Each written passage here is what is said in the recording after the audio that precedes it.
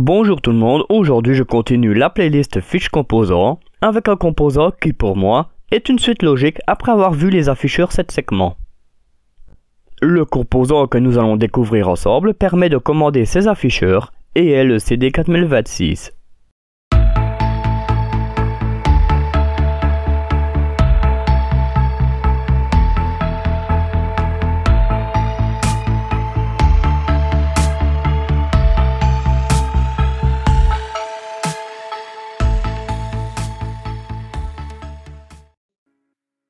Le CD4026 est un circuit intégré compteur décimal ayant des sorties décodées permettant l'affichage sur un afficheur 7 segments.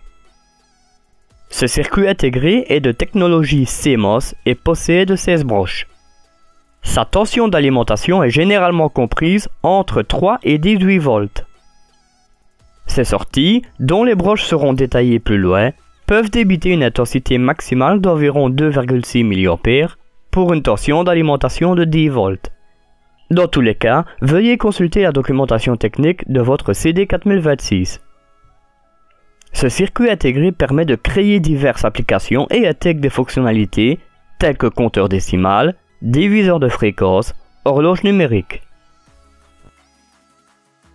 Observons le brochage du CD4026. La broche 1, clock. Elle correspond au signal d'horloge, elle permet d'incrémenter les sorties du compteur. Broche 2, CLK inhibit, soit clock inhibit. Elle permet d'activer le signal d'horloge en la reliant à la masse. Broche 3, EN input ou DEI, soit display enable in. Elle permet d'activer les sorties en la reliant à la tension d'alimentation VCC. La broche 4 EN out ou DEO, soit display enable out, cette sortie est toujours à l'état où elle est utilisable lorsqu'on utilise un second CD4026. J'en reviendrai dans une autre vidéo. La broche 5 DIV tease out ou carry out. Elle est utile pour placer en série un autre CD4026 permettant de compter les dizaines. Les broches 6, 7, 9, 10, 11, 12 et 13. Ce sont les broches de sortie. Broche 8, GND ou ground. Elle correspond à la broche négative de l'alimentation ou à la masse. Broche 14, not to out ou UCS, soit ungated C segment. Les signaux de cette broche sont disponibles en permanence. Cette broche est utilisée notamment pour la division par 12 et par 60, bien qu'elle est rarement utilisée. Broche 15 reset. C'est la broche de remise à zéro du compteur. Et enfin la broche 16 VCC. Elle correspond à la broche d'alimentation positive, comprise entre 3 et 18 volts.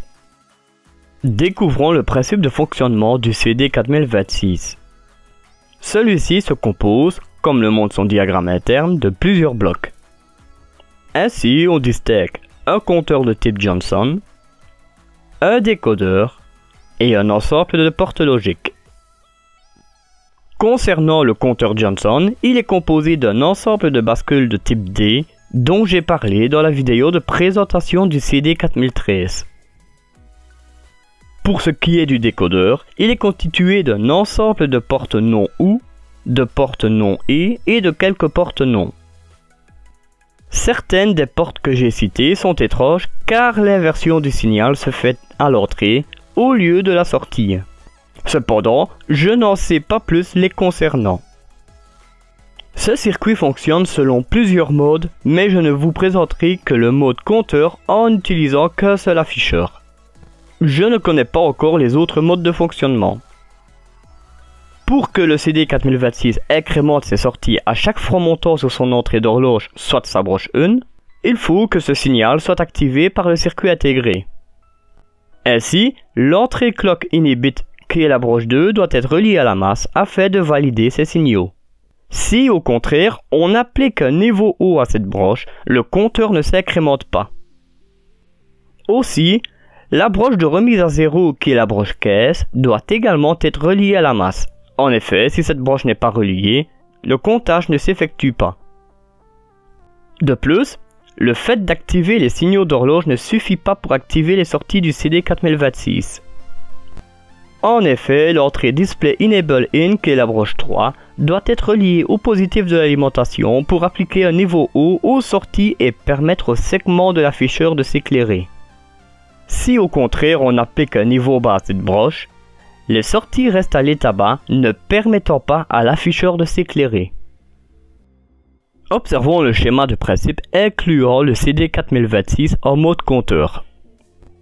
Commençons avec le principe que le compteur fonctionne correctement, soit la broche 2 reliée à la masse et la broche 3 VCC qui est la tension d'alimentation. Lors de la mise sous tension, le chiffre 0 est affiché. Un appui sur le bouton poussoir SE applique sur l'entrée d'horloge broche 1 du CD 4026 un niveau logique haut. À cet instant, le compteur incrémente ses sorties et c'est le chiffre E qui est affiché.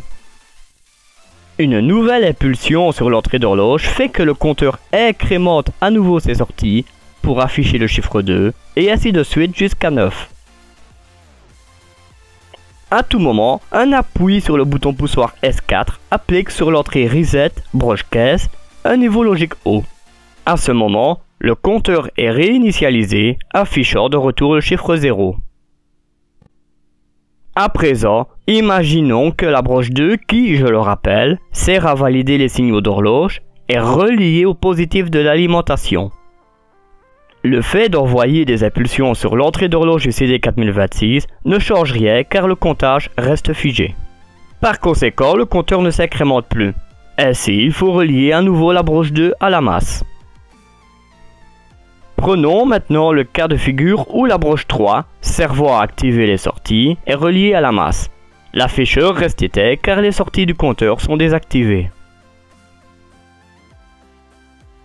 Voyons à présent le schéma d'implantation de ce circuit. Voici la disposition des composants comme on peut l'observer sur le schéma. La seule petite différence avec le schéma de principe est l'ajout des LED rouges et vertes. Sur la partie de gauche, on aperçoit les boutons poussoirs de signal d'horloge et de remise à zéro du compteur, ainsi que les LED vertes et rouges. Sur la partie centrale se trouve le CD 4026 et les deux interrupteurs à deux positions. Sur la partie de droite se trouve l'afficheur ainsi que les résistances de limitation des segments de celui-ci. Maintenant, voyons la réalisation pratique de ce circuit sur une platine d'expérimentation. Premièrement, configurons le CD 4026 pour qu'il fonctionne correctement, soit la broche 2 reliée à la masse et la broche 3 au positif. Plaçons à présent le circuit sous tension. Nous observons que le chiffre 0 est affiché. Lorsqu'on appuie sur le bouton poussoir de gauche, la LED verte s'allume, témoignant que l'entrée d'horloge est placée à un niveau logique haut. Aussi, le compteur s'incrémente et c'est le chiffre E qui est affiché. En appuyant à nouveau sur ce bouton, c'est le chiffre 2 qui s'affiche. Ceci se répète jusqu'au chiffre 9 avant de revenir à 0. En cours de comptage, si on appuie sur le bouton poussoir de droite, la LED rouge s'allume, témoignant que la broche de remise à 0 est placée à un niveau logique haut. Dès cet instant, l'afficheur affiche de nouveau le chiffre 0. À présent, relions la broche 2 du CD 4026 au positif de l'alimentation. Lorsqu'on appuie sur le bouton poussoir de gauche, la LED verte s'allume pour témoigner que l'entrée d'horloge est placée à un niveau logique haut, mais le compteur ne s'incrémente pas. En effet, le fait de relier la broche 2 au positif a eu pour conséquence de désactiver l'entrée d'horloge. Replaçons la broche 2 à la masse et relions la broche 3 également à la masse. Nous remarquons que l'afficheur vient de s'éteindre alors que le circuit est toujours en fonctionnement. Cette manipulation a provoqué la désactivation des sorties du compteur, les plaçant à un niveau logique bas. En replaçant la broche 3 au positif, l'afficheur s'allume et affiche un chiffre correspondant au nombre de fois que l'entrée d'horloge a reçu une impulsion. En effet, en ayant remis la broche 2 à la masse, le compteur a continué à s'incrémenter même si l'afficheur est éteint. Si comme moi, vous aimez les LED, vous pouvez ajouter des voyances servant à témoigner que les broches 2 et 3 du CD4026 sont bien reliées à la masse et à la tension d'alimentation. Cependant, je vous laisse réfléchir sur le sujet, je vous montrerai comment j'ai procédé dans la prochaine vidéo. Utilisons à présent l'oscilloscope afin de relever les signaux présents dans le circuit. Commençons avec la partie signal d'horloge et remise à zéro du circuit. Je relèverai d'abord les signaux entre l'entrée d'horloge du CD4026, soit la broche 1, et une des sorties, par exemple celle qui contrôle le segment G de l'afficheur, qui est la broche 7. Ensuite, je relèverai les signaux entre la broche de remise à zéro, soit la broche caisse, et la sortie contrôlant le segment G, qui est la broche 7. Je choisis la broche 7 car le segment G est celui au centre de l'afficheur et, lorsqu'il affiche le chiffre 0, celui-ci est éteint. Débutons par relier le commun des deux sondes, soit le fil noir, à la masse. Relions une sonde pour relever le signal au niveau de l'entrée d'horloge, soit la broche 1, qui sera le signal bleu. Ensuite, on relie une autre sonde pour relever le signal de sortie, qui sera le signal jaune, au niveau de la broche 7. Découvrons ensemble les signaux affichés à l'oscilloscope. Lorsque le circuit est sous tension, nous pouvons observer que la broche 1, qui est le signal d'horloge, est représentée par le signal bleu, ainsi que la broche 7, qui est la sortie G, est représentée par le signal jaune, sont placés à l'état bas. Lorsqu'on enfonce le bouton poussoir SE, on place la broche 1 à l'état haut, le temps de l'appui de ce bouton. Cette transition entre état bas, état haut et état bas constitue une impulsion à l'état haut. À ce moment-là, rien ne se passe au niveau de la sortie, qui est la broche 7, du CD4026, car c'est le chiffre E qui est affiché. En appuyant une seconde fois sur le bouton, la broche 1 reçoit à nouveau une impulsion, et là, la broche 7 bascule à l'état haut. C'est normal, car c'est le chiffre 2 qui est affiché. Par conséquent, le segment G est allumé. Pour l'éteindre à nouveau, il faut compter jusqu'à 7. Voyons à présent les signaux entre les broches 7 et caisse du CD4026. Afin de relever ces signaux, on déplace la sonde bleue de la broche 1 vers la broche caisse. Ici, on constate qu'initialement, la broche 7, qui est la sortie G du CD4026, est placée à l'état haut et la broche caisse, soit la remise à zéro, est représentée par le signal bleu à l'état bas. Lorsqu'on enfonce le bouton poussoir S4, on envoie une impulsion à l'état haut sur la broche caisse. Par conséquent, le CD4026 se remet à 0, la broche 7 bascule à l'état bas. Continuons avec la partie activation du signal d'horloge et activation des sorties. Je relèverai d'abord les signaux entre l'entrée d'activation d'horloge du CD4026, soit la broche 2, et une des sorties, par exemple celle qui contrôle le segment A de l'afficheur, qui est la broche 10. Ensuite, je relèverai les signaux entre l'entrée d'activation des sorties, soit la broche 3, et la sortie contrôlant le segment A, soit la broche 10. Débutons par relier une sonde pour relever le signal au niveau de l'entrée d'activation d'horloge, soit la broche 2, signal bleu. Ensuite, on relie une autre sonde pour relever le signal de la sortie, qui sera le signal jaune, broche 10. Observons les signaux affichés à l'oscilloscope. Lorsque le circuit est sous tension et que l'entrée d'activation d'horloge, broche 2 du CD4026, est reliée à la masse, celle-ci, qui est représentée par le signal bleu, et la broche 10, représentée par le signal jaune, sont placées à l'état bas.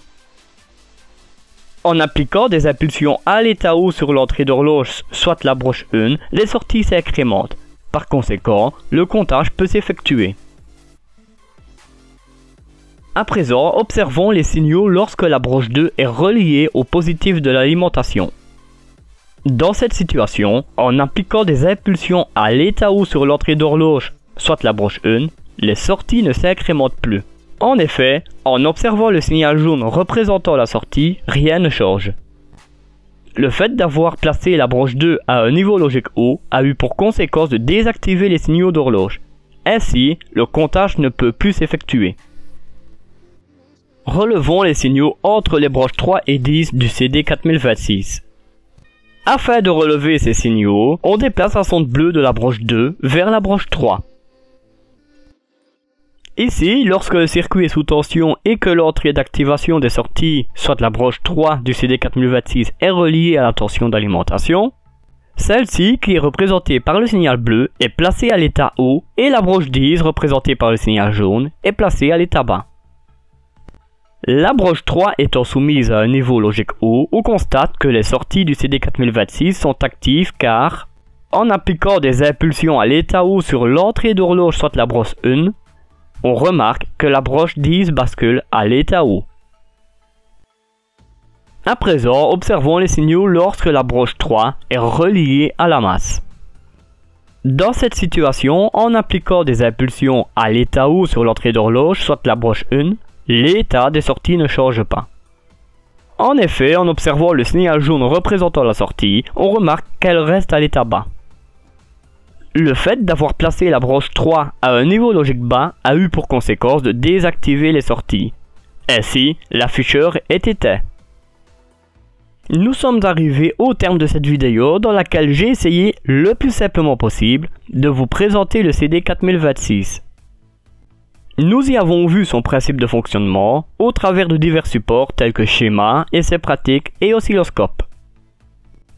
Dans la prochaine vidéo, je mettrai en pratique le CD4026 avec un circuit relativement simple. Si vous ne voulez pas rater sa sortie, abonnez-vous et activez les notifications. Aussi, si cette vidéo vous a plu, n'hésitez pas à la partager, la liker et, le plus important pour moi, soumettre vos réactions par le biais des commentaires. En parlant de l'espace commentaire, dites-moi vos idées concernant les voyants au niveau des broches 2 et 3 du circuit intégré. Dans la prochaine vidéo, je vous expliquerai la méthode que j'ai utilisée. Comme d'habitude, toutes les sources se trouvent en description. Tout en vous souhaitant de très bonnes expériences électroniques, je vous donne rendez-vous pour la suite sur Proto Électronique. Bye!